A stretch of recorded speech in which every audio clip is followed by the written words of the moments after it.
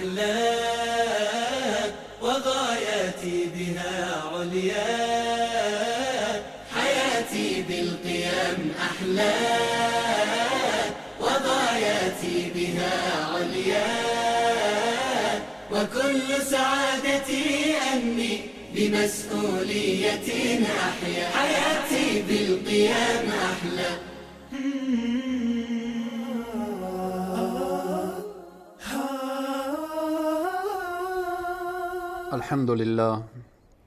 الحمد لله رب العالمين، والعاقبة للمتقين، والصلاة والسلام على رسوله محمد وعلى آله وأصحابه ومن تبعهم بإحسان إلى يوم الدين.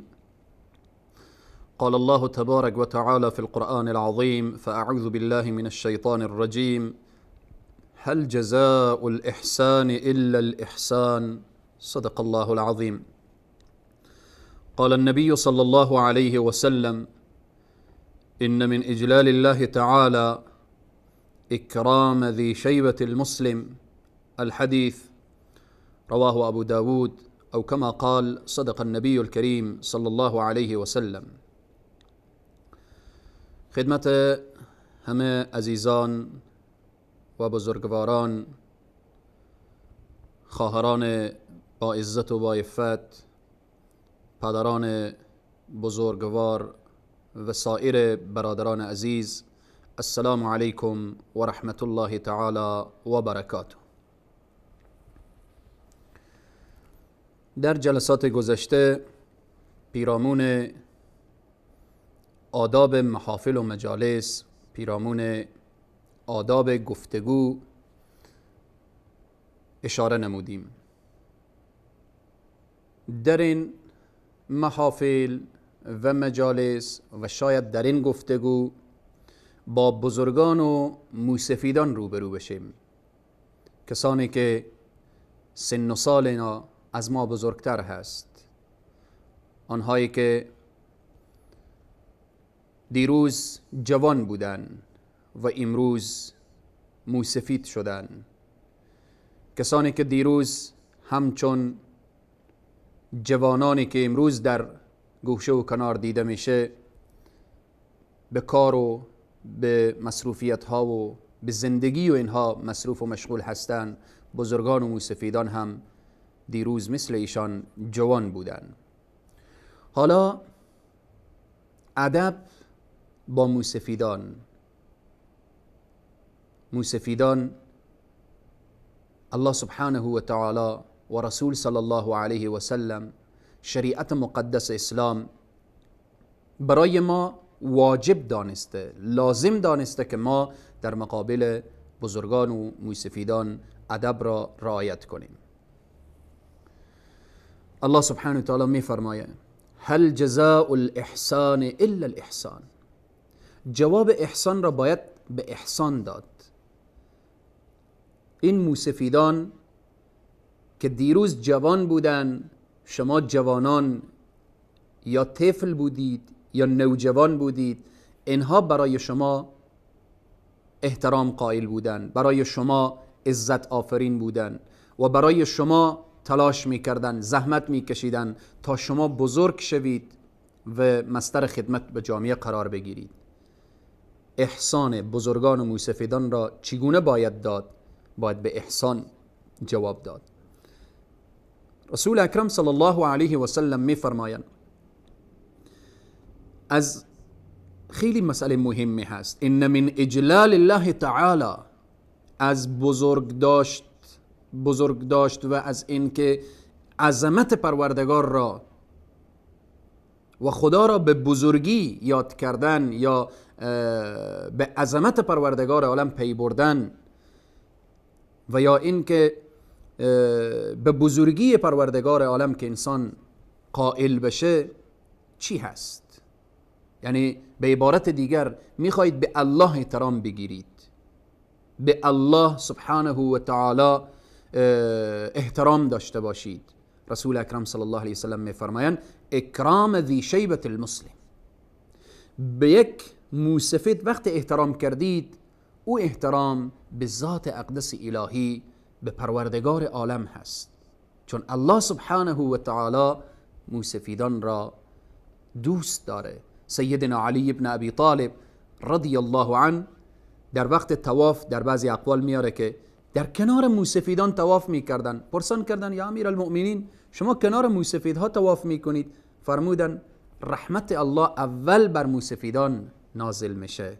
دوست دارم من در کنار موسفیدان باشم تا مشمول رحمت پروردگار عالم قرار بگیرم.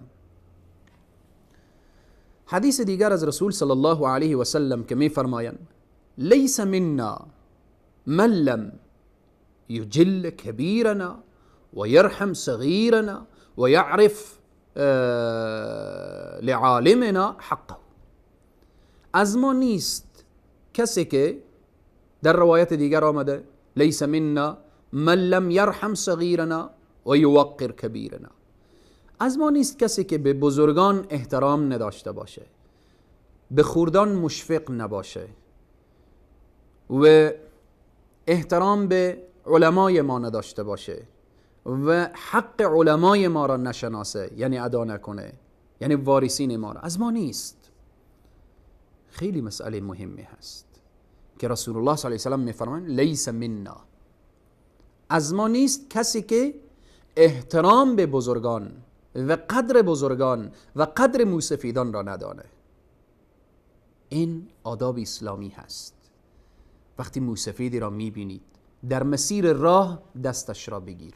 وقتی موسفیدی را میبینید بار سنگینی در دست داره بارش را بگیر تا جایی که روان هست برسان.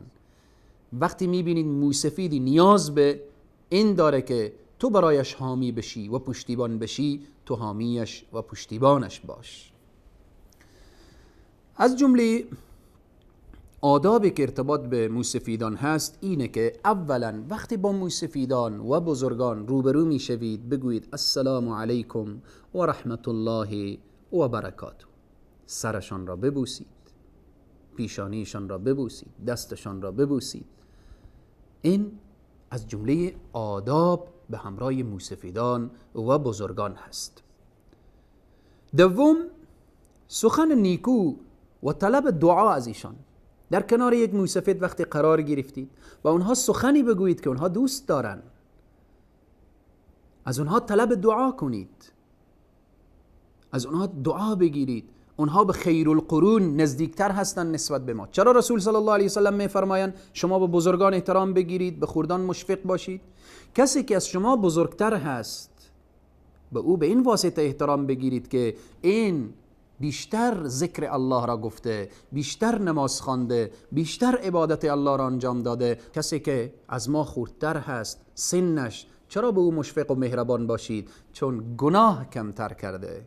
به این واسطه به بزرگان احترام و برای خردان مشفق باشید. آداب دیگر از جمله آدابی که همراه موسفیدان اینه که وقتی در کنارشان نشستید از تجارب اونها استفاده کنید. بزرگان و موسفیدان گنجینه تجارب هستند. وقتی یک عالم در سن 20 سال، 25 سال، 30 سال هست، اما یک موسفیدی که در سن 60 و 70 سال هست، درست این عالم در جوانی علم داره اما تجاربی کمتر هست. او موسفیدی که اگر علم هم نداشته باشه تجربهش بیشتر هست. تجارب به چی به دست می آیه؟ به گذشتن عمر، به گذشتن سن و سال. از جمله آداب با بزرگان و موسفیدان اینه که به مقابلشان زیاد حرف نزنید و فقط از بزرگان و موسفیدان گوش کنید که چی میگوین. بگویید که شما از گذشته ها برای ما قصه کنید، از تجارب عمر خود قصه کنید و از قضایایی که در زندگی شما پیش آمده برای ما قصه کنید. از جمله آداب به همراه موسفیدان، بزرگان و موسفیدان، سن و سالی که از اونها گذشته زود عصبانی میشن، زود بی‌حوصله میشن. اگر یک بزرگی، یک موسفیدی بی‌حوصلگی کرد، بر سر شما غضبناک شد، عصبانی شد، شما صبر کنید، استقامت از خود نشان بدهید، بردباری از خود نشان بدهید اونها بزرگان و موسفیدان حوصله‌ای که تو جوان دارید اونها ندارن. پس برمیگرده به او فکرنا و اندیشینا به طرف یک طفل. یک طفل وقتی حرف میزنه عصبانی میشه، تو طرفش میخندی، تبسم میکنی، محبت میکنی. موسفید هم همچنین باید در مقابل بی‌حوصلگیش، در مقابل غضبش باید صبر و تحمل داشته باشید. از جمله آداب به همراه موسفیدان اینه که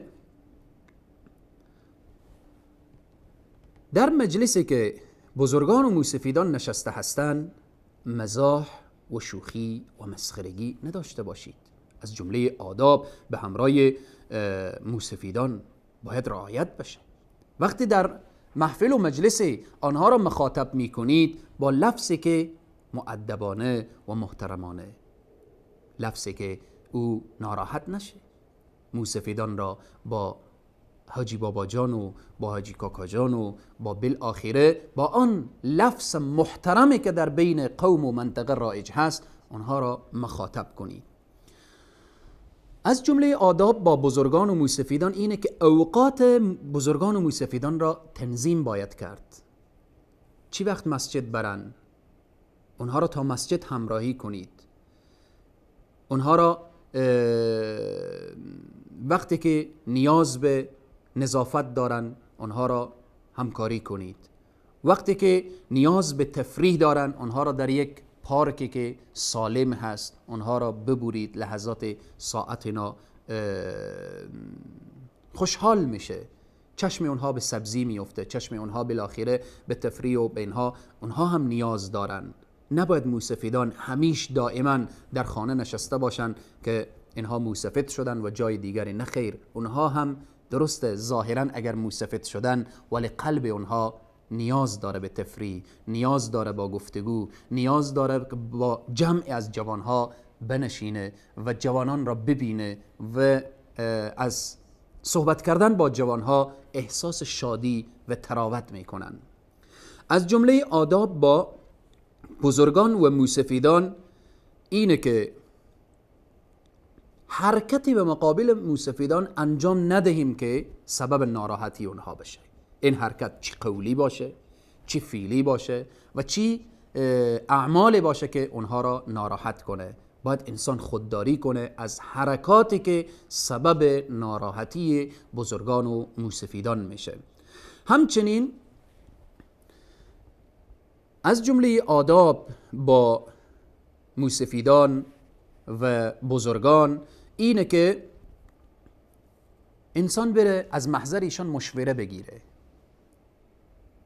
مشوره از اونها. حالا لازم نیست وقتی شخص بره مشوره بگیره حتما او مشوره رو انجام بده، اما انسان از نظریات بزرگان و موسفیدان خیر میبینه، چون قبلا اشاره کردیم تجارب اونها، سن و سالی که از اونها گذشته، اونها به اصطلاح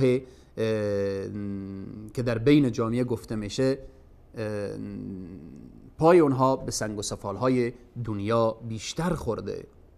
و همچنین از جمله آداب با بزرگان و موسفیدان اینه که رعایت غذا. وقتی در یک محفل و مجلس نشسته هستیم، در اون محفل و مجلس یکی دو یا سه یا بیشتر کمتر بزرگان و موسفیدان هستند. همانطوری که طفل، یک نوجوان هر لحظه غذا میخواهد، بزرگ و موسفید هم نسبت به جوانها توانش و طاقتش در مقابل گرسنگی آنقدر نیست مثل جوان. باید رعایت حال موسفیدان بشه. در بعضی از محافل و مجالس بزرگان و موسفیدان را می نشانن، ساعتها طول میکشه، غذا آماده نمیشه، خب موسفید ناراحت میشه. در بعضی از محافل و مجالس در آنجا چنان ساز و موسیقی و رقص و پایکوبی، این پدر موسفید اینقدر حوصله نداره که در اون محفل و مجلس ساعتها بنشینه. در محفل گناه و معصیت جوانها نباید بنشینن، چی برسه به موسفیدها و به اینها. و همچنین بعضی از محافل و مجالسی که مثلا از طرف شب ساعتها طول میکشه، این موسفید باید خوابشان تنظیم باشه.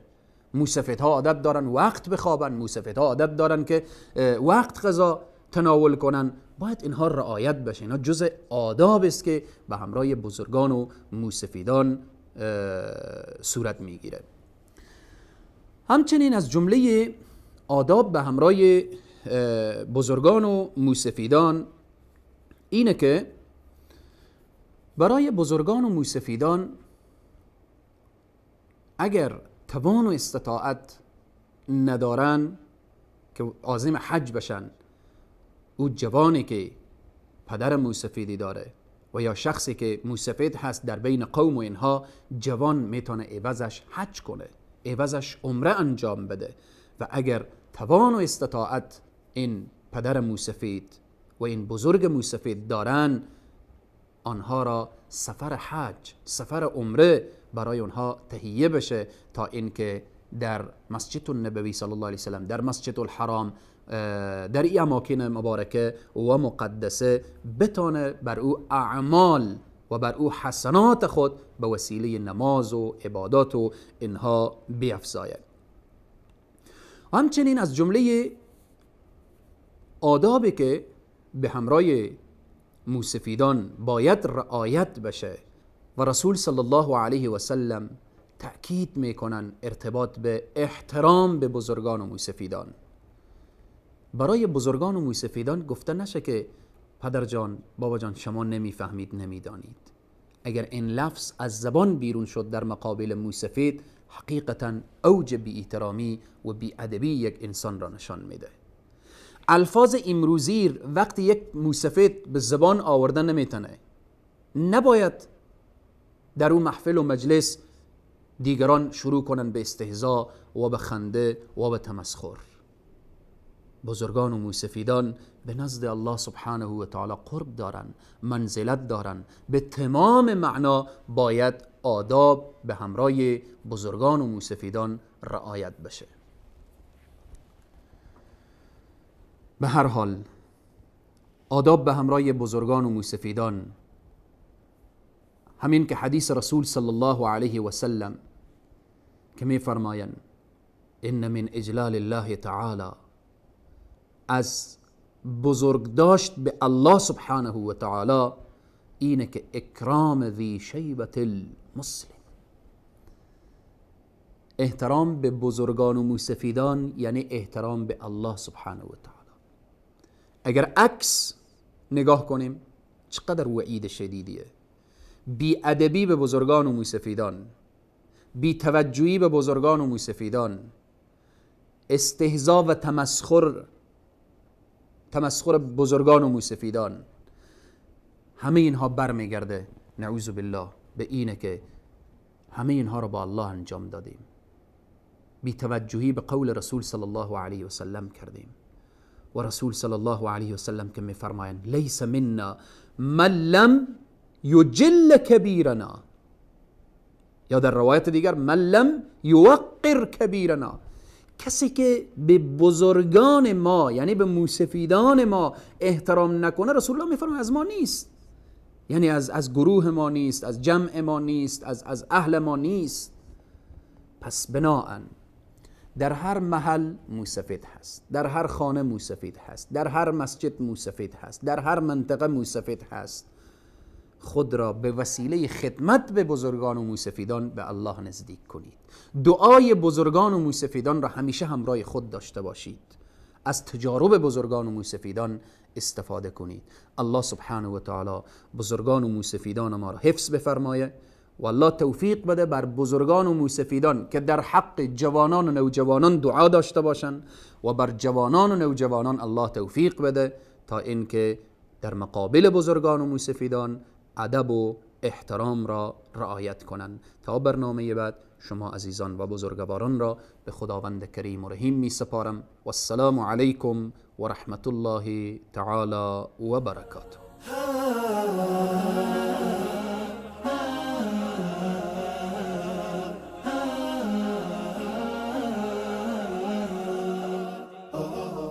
حياتي بالقيم أحلى وغاياتي بها عليا، حياتي بالقيم أحلى وغاياتي بها عليا. وكل سعادتي أني بمسؤولية أحيا، حياتي بالقيام أحلى.